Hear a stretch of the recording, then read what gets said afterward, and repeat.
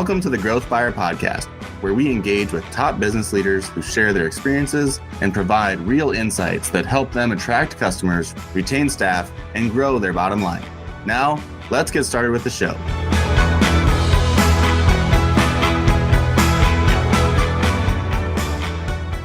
Hi there, my name is Kevin Horrigan. I'm the host of the show, where I feature inspired business leaders from various backgrounds and industries who are willing to share their stories and insights. Our podcast today is brought to you by Spinutech. Spinutech is a digital agency with over 160 team members across the United States who help their customers attract new business, retain existing, and ultimately grow in their revenue and earnings. Thank you, Spinutech, for your sponsorship. And today, our guest is Ken Clinton. Ken is the president of Intrepid Powerboats. Ken is really known as a hands-on manager and very unique to the marine industry. He's fueled with his deep passion in everything in life, starting out very early on with competitive sports. He almost made it to the Olympics. We're going to have to figure out what held him back here in just a few moments. Ken's career in boat building started as Ken was actually as a boat builder back in 1991 and advanced for every facet of the company until eventually becoming president of Intrepid back in 2009. We're here to more learn about Ken's journey. And Ken, welcome to the Growth Fire Podcast. Thanks. Really nice being here, Kevin. Yeah, great. So Ken, maybe we'll let the audience warm up a little bit. I've known you for quite some time, but maybe let the audience know. Can maybe give us a little bit about where you grew up, maybe what you want to do when you were growing up, what you thought your career would be, and a little bit of that background. Sure. So I'm originally from Connecticut. I was born and raised there, a little town called Danielson, which isn't far from the Rhode Island line, over probably halfway up the state. So it's in the middle of nowhere. And great little town, though, great people. But I got married very young, and my honeymoon, we went to Busch Gardens in Tampa. And it was funny because I got married in February. There was like a foot of snow on the ground when we left Providence, Rhode Island, landed in Tampa, and I got off the plane and I went, it's February and they have green grass. So we spent about 4 or 5 days down here, ended up flying back. And when you're like 19 years old, you got a lot of guts, no fear. And I said, why do I have to wait till I'm too old to enjoy this? Let's just pack up our stuff and move to Florida. And we just packed up, we moved to Florida. And that's basically where my boat building career started, because originally, before that, I worked at General Dynamics building submarines, because that's what my father did. My father was a first-class sheet metal mechanic, and I was a first-class outside machinist. But before all that, you mentioned my goal of being an Olympian. Yes. I was actually a national judo champion. I was the USJA, USJF, and USJO undisputed national champion, East Coast champion, and state champion many times over. But I was in a competition in the AmCan International Challenge in Canada, and I got dumped on my head and separated my third cervical vertebrae, and they suggested highly that I don't compete any longer. And that kind of ended all that. So I just dove into my craftsmanship. My father was a very good craftsman from New England, and that's, you kind of do everything yourself. And we're hard workers back there. And right. I was able to take that craft down here to Florida, and ended up working for Triumph Yachts in Tampa. And it was funny because the guy who interviewed me said, "What makes you think you could build boats?" And I said, "I built submarines, so I'll do everything opposite, and it'll float instead of sink." The guy was like, I like you, kid. So he hired me. And then within like a couple of months, I was the MEP supervisor. But then a luxury tax went through. So a luxury tax went through, and it really decimated our industry. And what a lot of big companies did was they consolidated their satellite company. So yes. we were owned by Genmar. So Wellcraft was a big facility in Sarasota. So they took a handful of us managers, moved us to the Wellcraft facility. And Viking Gulfstar had a facility in St. Petersburg. They did the same thing. They consolidated back to New Jersey. And about that time is when Intrepid, who was owned by Yoshiro Katami, moved into town, because he knew there was a big empty factory with a bunch of skilled craftspeople around it. And he ended up moving it there. And I shortly thereafter joined Intrepid. And this is in 1991. Yeah, 1991. And how many different models of boats did Intrepid have back in 1991? Not many. Probably 5 or 6. They were building. We had Super Hawaii, which was on one side of the building, and then there was Intrepid. I started off just in Station 1 as an assembly person building boats, and then a couple months they offered me a lead man position, and that's kind of where my management started. Yeah, that's great. And so, 1991, you're starting here. You're making some incremental career paths. Eventually, 2009 comes along, and get offered to be president of the company. So that's just an amazing journey in of itself. Did you have a vision that you're going to become the president of the company early on, or when did you maybe see that might be something that you were you being groomed for that? Was there discussions about it? Can you tell us a little bit about that journey? Sure. It's funny because there's a gentleman named Frankie Aclano who used to brag to people that he worked with me in the first couple of weeks that I started at Intrepid. And he remembers the statement that I made to him on the line. And I said, someday I'll run this place. You'll see. And it was ironic how it, came about. I was never really groomed for it.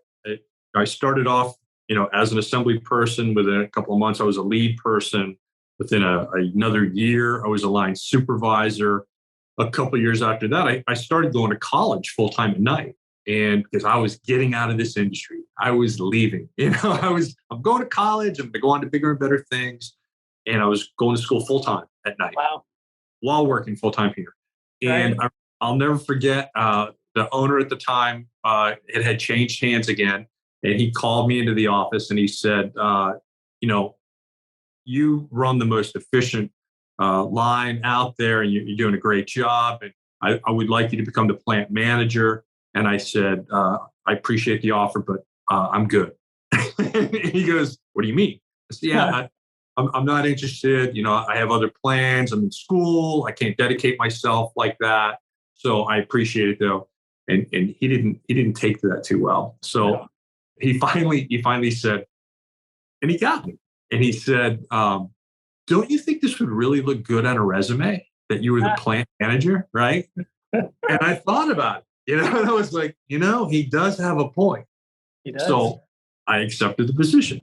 And within 2 months, I ended up leaving school because I'm working 80, 90 hours a week trying to get the plant under control. But no regrets. I went from that and I then became, a couple years after that, VP of manufacturing. Then I became, a couple years after that, the COO. And then, as you said, in 2009, president. Yeah, that's an amazing journey. Ken, what were you going to school for? Did you know what you wanted to major in and maybe where your career path was going to take you? Did you follow through with that? I was computer science. I was going because back then everything was computers. It was the boom. We were right in the middle of that whole thing, and I wanted to be a big part of that. And then I realized that the longer I was here, I was given the ability to make change. That's the biggest thing. Is that like I had all these thoughts and ideas, and as long as I could show cause and effect in a positive manner, it was hard to argue with me. And we would have healthy debates about what direction to go, and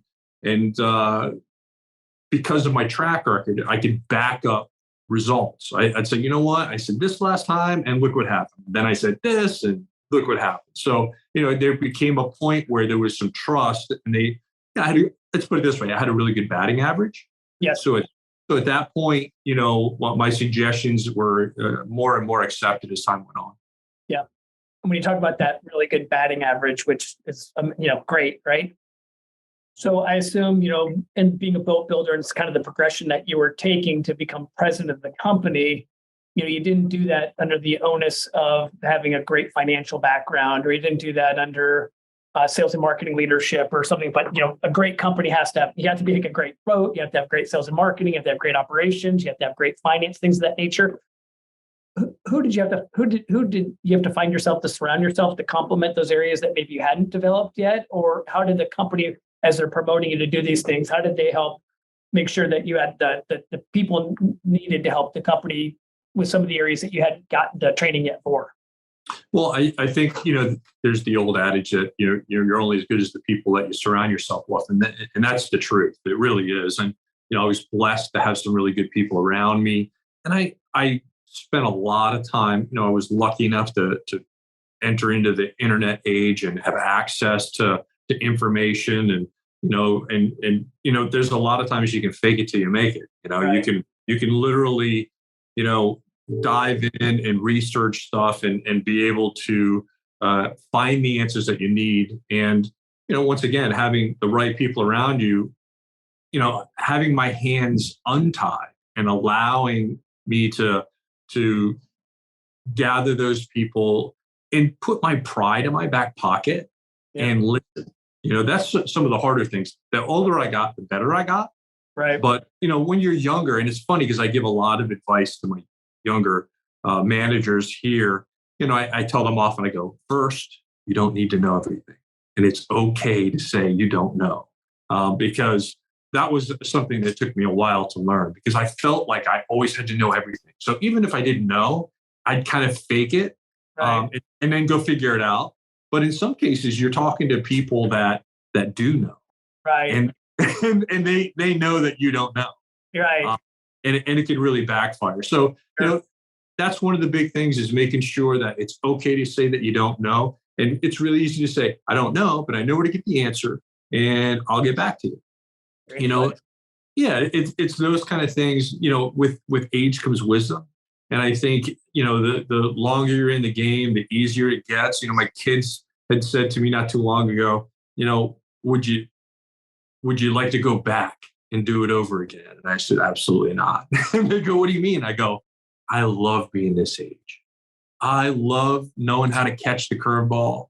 I remember being younger and being scared, like nervous all the time, and having anxiety, and just one new problem. Every new problem was a new problem, right? And you had to figure it out from scratch. So now I see managers that work for me that walk into my office that have that face that I used to have. Right.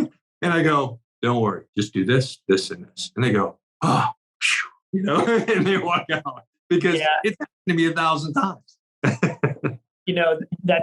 That brings me up just my next question here. So, I know you've got an amazing team over there, and, hardworking people, and, everybody wants their new boat yesterday, and it takes a long time to build these boats, right? And people get excited. They're writing a big check. This is an emotional decision. They can't wait to see themselves. They've seen your brochures. They've seen your videos. They can't wait to see themselves behind the wheel of that boat one day and stuff of that nature. What's an average work week for a team member over at Intrepid these days? It's almost always 6 days a week. Sometimes it's a half a day on Saturday. And in some departments, it's 7 days a week. The hard part for us is it's a blessing and a curse. The blessing being that we have lots of work and people admire our product and want it, and it's in demand. The hard part is we're semi-custom. So it's not just putting the round peg in the round hole each day. It's literally building individual boats for individual people that are all different from each other. Right. And, you have to make up for those custom items on overtime, so we work a lot of overtime. And then, throw in the, what we've seen since the pandemic with material shortages and labor shortages. On top of it, you're constantly fighting that to gain that time back. So we put in a lot of time. Yeah. That's a lot. That's a lot. How do you find you've been able to motivate your team? What do you think really helps them have that motivation to come in 5.5, 6, 7 days? What's your secret sauce to motivating them? Well, I think first of all, what I'm blessed with is people that have passion. Our craftspeople are passionate about what they do. They love what they do. And it's hard. I mean, there's nothing easy about anything that we do, but they have a lot of pride in being number one. I preach a lot to everybody that nobody needs a boat. And this is, we don't build homes or cars or, things that people need. This is not a necessity. Therefore, being in a cyclical industry, right?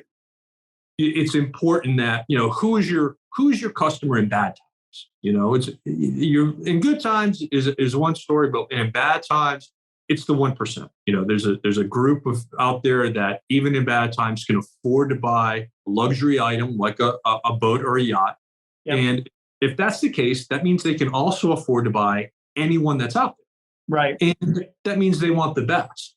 So that makes it that much more important that every day we're the best, and because when you build something that's not a necessity and nobody needs it, and only the 1% will be buying it in bad times that can choose anything out there, they want the best, and we need to make sure that we're that brand of choice.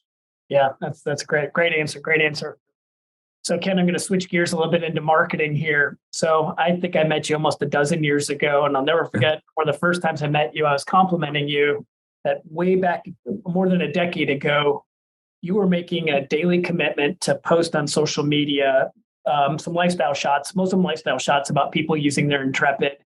And you're like, you have to be like a 6 a.m. poster. But for early in the morning, every day you were posting. And that wasn't the norm back then. You were very, very ahead of the time of making a commitment to post on a daily basis like that. And I remember complimenting you on it. And you said, well, I'm a boat builder that became the high-tech redneck. And I'll never forget you saying that. But can you tell me, what was your vision very early on to make that commitment to social media? What were you trying to discover then? And maybe we'll talk about since, what your journey's been thereafter. Sure. I think for me back then in the beginning, when I first had it suggested to me, I was like, what is this? And I'm building boats. I don't have time for this. And then I started dabbling in it a little bit. And all it took was going to a boat show and having back then, just one or two people come up to me and go, hey, Ken, I saw your post on that particular boat and, I'm here to see it. And I'm thinking about buying. Yeah. When that actually happened a couple of times, I went, you know what? There's something here, and as time went on, I started realizing too, like when people would walk up to me and they would say, I know you don't know me, but I feel like I know you. Right. And what that started to do is it started to develop trust. Yeah. I mean, they live, like I have people walk up to me to this day, like you would think we went to high school together. Right. And they're like, Ken, and how's the dogs? And have you been on your Harley lately? And it's amazing. And it's, in a lot of cases, it's somebody that I've never personally met before. Right. And when you're selling a product, once again, when you look back, it's something to be sitting across from somebody and asking them for hundreds of thousands of dollars. And it makes it a lot easier for them to make that selection. Look, we build an amazing boat. We have the best customer service in the industry. I have the best craftspeople and support around me. But at the end of the day, too, to then add in that they feel like they know me and they trust me. Yeah. And, and I also realized, too, eventually that when I would talk to people, they really didn't have an understanding of how boats were built. I would get things like, so when are you going to pour my boat in the mold? Which is clearly not how you build a boat. But I would hear certain statements like that I'd go, wow, people really don't know. They just don't know. Yep. And so then I started posting about what's going on in the factory and how we do things and how it all happens. And it was amazing how people gravitated to wanting to know how we did this and being shocked that I was sharing with everybody because everybody thought, even people here were like, you're sharing all our secrets. And I go, as long as we continue to do it better than anybody else, it doesn't matter. Keep innovating, right? Yeah, for sure. So it was really cool to watch that evolution and to be a part of that. Yeah, no, it definitely has been a great journey. I saw a post you had last week where you were showing how you build the boats, not only to be pretty, but also be serviceable later and all these access panels. And so you don't have to stand on your head and stuff of that nature. And I mean, it's really good, entertaining content. And, obviously it's working. So you've made this commitment. So you made this commitment to start posting some things. You've had some engagement. It's built a following for you, things of that nature. Do you track this at all? Is there anything that you're measuring from this, besides all the good feelings that you're having, the good vibes you're getting? Are you tracking this in any particular way from a data perspective? To a certain extent, I look at engagement, whether it's on Facebook or Instagram or LinkedIn. LinkedIn's been big for me. It's been surprising how big LinkedIn got for me. I'll never forget I was talking to a marketing team in Fort Lauderdale, and they said to me, so do you post a lot on LinkedIn? I'm like, LinkedIn, that's where you look for employees. What are you talking about? Right. I had no idea what they were talking about. And then I really started hitting LinkedIn pretty hard, realizing that it was another form of social media where you could actually post on a wall that you couldn't do before. So I look at insights. I look at, what companies are looking at me, what positions, who's following me. There's lots of different data that you can really pull from it. Yeah. Yeah. No, it's interesting. I think, I'm affiliated with that nautical.network company. And, we use social media to help engage new clients to boats that are going to be put up for sale. And we found different channels attract different influences of buyers. Like our Instagram might not find that buyer as consistently that you're trying to sell to, but his son is looking there. And the son is an influencer to the dad who's going to buy. And, within 2 hours of a post going out, the phone's ringing 12 times with people who want to buy. And they're just an influencer to a family member who has the resources to be able to do all that type of stuff. But I can see the LinkedIns of the world is maybe where that wealthier person who's maybe a little more senior in age, maybe finding some of that engagement out there. And, congratulations to you as a marketer, putting this out there and finding different channels have different responses and things of that nature. Seems like you've done it really, really well. Thanks.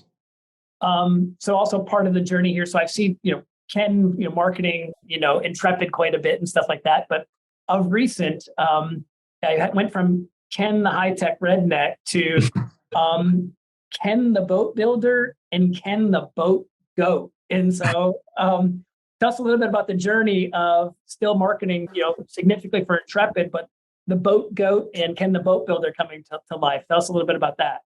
Well, the boat goat thing was a funny story. That came across as a woman on social media was going back and forth with people regarding Tom Brady coming to the Buccaneers. And some people made the statement, we finally got the goat. And she said, what do you mean? We've always had the goat. We've had the boat goat, Ken Clinton with Intrepid. And that's how it all started. I saw this string of people going back and forth. And I was like, that's pretty cool, boat goat. Yeah. I used it as a hashtag a few times, and it really, all of a sudden, it started to take off. I'll never forget. I was even in City Furniture trying to buy patio furniture. I had people walking down the aisle going, "Boat goat!" I started laughing. Yeah. But yeah, it's something where then I had to have an Instagram hashtag, and so then it was Ken the Boat Builder. And being able to grow my brand. And what was nice is separating myself a little bit from the brand allows me to then also be personal. Yes. It allows me to be a person outside of the brand that I represent. So, and it also gives me a little bit of freedom. It allows me to talk about what I think I want to talk about and how I feel about certain things. I don't get too deep, but in the same token, it's kind of like that separation of church and state, and yet everything and all my messages always lead back to the brand that I love and I represent, which is Intrepid. Yeah. Yeah. Ken, the experience you just shared about, a little bit on your own, but, tying back to the brand, from my seat, running a digital advertising agency, we do advise a lot of companies that if the CEO or president or leader, business owner can take on a social initiation themselves too and produce some thought leadership out there.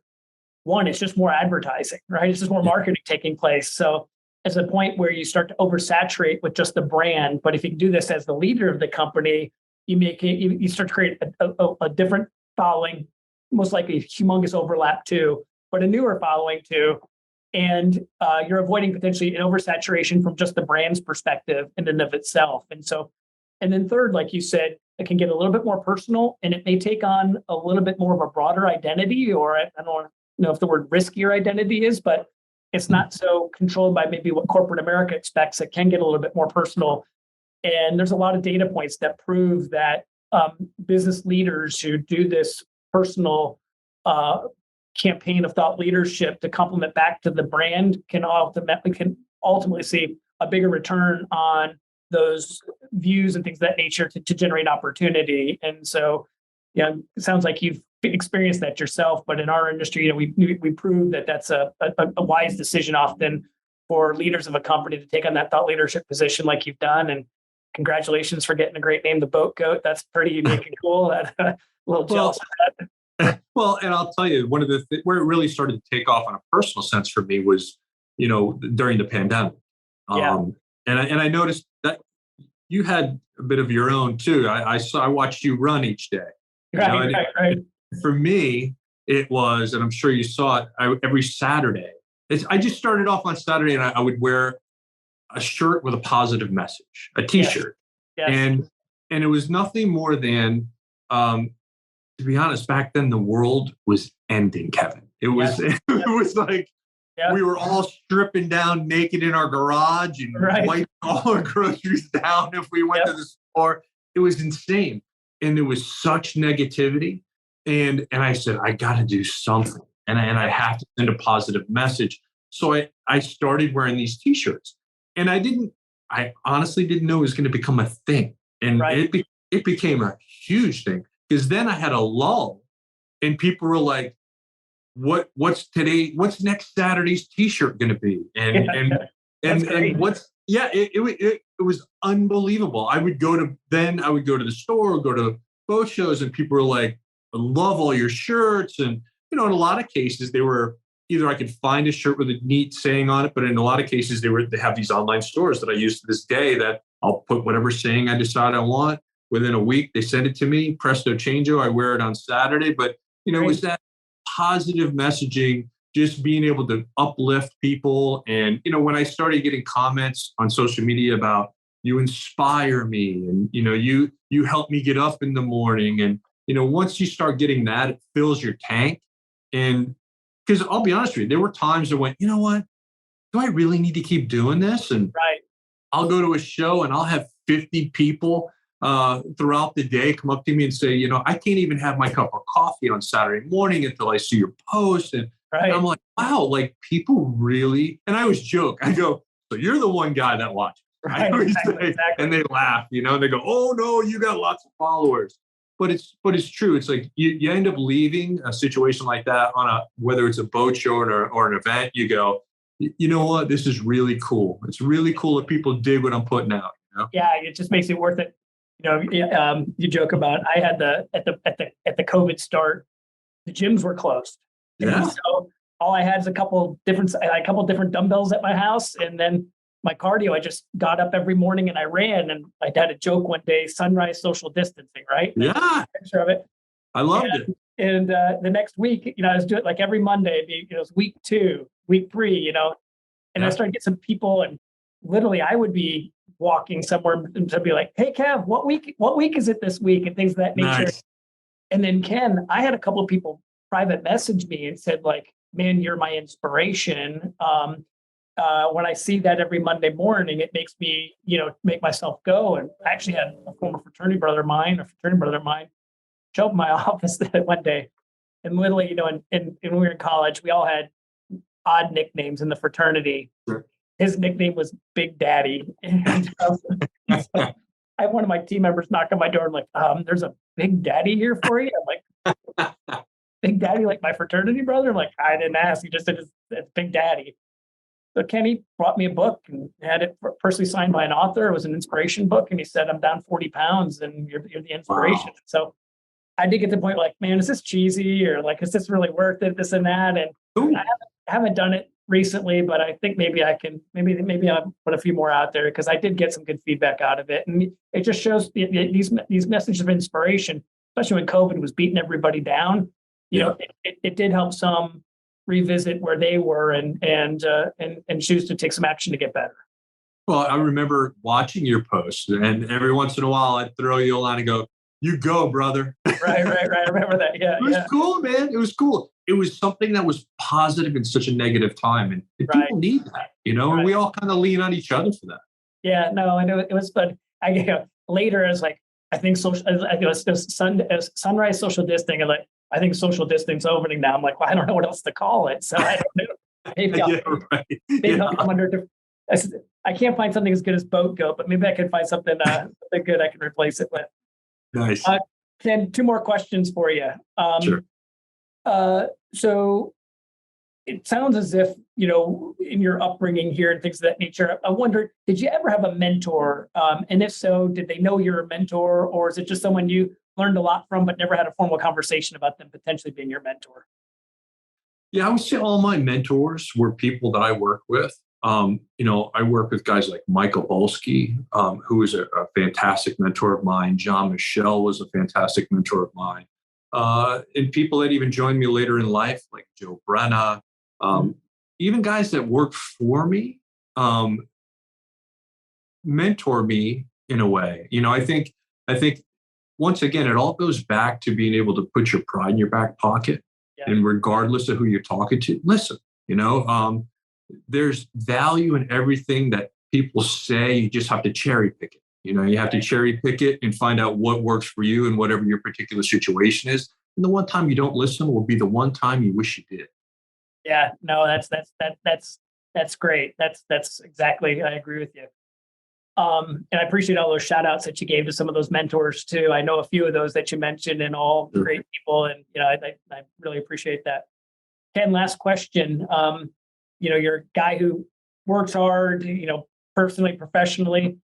Where do you get your inspiration from? Is it reading? Is it listening to podcasts? But what do you continue to find is motivating and helping you and continue to innovate and learn on your journey that you might want to share with our audience? I read a lot. I think there's a lot out there that you can read, and audiobooks make it even easier. I mean, you can, I drive back and forth to Dania for meetings or boat shows, and you can listen to an audiobook the entire way. Technology makes it so much easier nowadays. I think that, being able to educate yourself as much as you can. And I think what has done it is the relationship with our customers. We call them the Intrepid Nation, and having that relationship with them and being able to listen to them and listen to how they use their boat, what's important to them, and learning from them. And then knowing that we're the leaders in innovation, and knowing that whatever we innovate next will be copied in 6 months to a year by some other manufacturer, puts that back pressure on us to perform and to have the next thing. My team gets frustrated often. We'll come out with something really cool that nobody has, and I could go through a list for 20 minutes of all the things that we've done first as a boat company. And then, 6 months to a year later, somebody copies it. And even to patent it, there's so little you have to change to get around a patent. It hasn't worth it. Yep. And I'll see the frustration on our team's face, and I'll say, you know what? When they introduce the last thing that we created, we're going to go, while you were copying that, we did this. Right. Exactly. And it's that back pressure that helps you perform to make sure you stay in front of everybody else. And that really helps. Well, and I think, you guys just have to stay relevant, and it's hard, right? It's hard to stay relevant. It's hard to be on top. I sometimes say in competitive sports, being in second place isn't necessarily a bad position, because you know what you need to do to beat the winner, and you never know what the winner has in the tank, but you know what you need to. And so, you guys have always been at that top position. It's tough to stay at the top, man. Everyone's always trying to knock the person at the top off. And I think that commitment to innovation and having that belief is, one of the many things that help you guys, stay at the top. And congratulations on such a great run that you and the company and your team have had. It's really, really impressive to be able to watch. Thank you. Thank you, everyone. We've been talking to Ken Clinton, President of Intrepid Powerboats. Ken, if anybody wants to connect with you after this podcast, what's the best way that they can connect with you? Best way is reach out to me via email. It's kclinton@intrepidpowerboats.com. Or you can call me here at the factory at 727-548-1260, extension 230. I'm always here. And if they search for the Boat Goat? Yeah, right. Well, if you Google it, I'm sure you'll see lots of posts. Yeah. And thank you so much for being a guest on our podcast. We really appreciate your time you spent with us today. Thank you for having me, Kevin. It's been a great time. Thank you. Thanks for listening to the Growth Fire podcast. We'll see you again next time, and be sure to click subscribe to get future episodes.